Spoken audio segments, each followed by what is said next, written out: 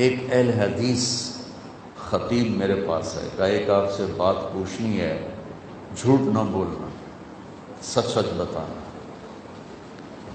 کیا؟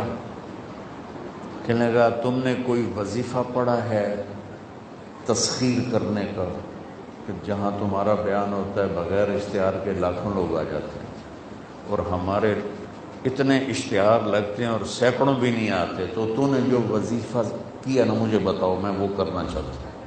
میں نے کہا میں نے کوئی نہیں کیا۔ کہ نہیں ہے کوئی کیا ہے، پیچھے پڑ گئی۔ میں نے کہا سب سے محبت کرنا سیکھ لو، تمہارے بھی آ جائیں۔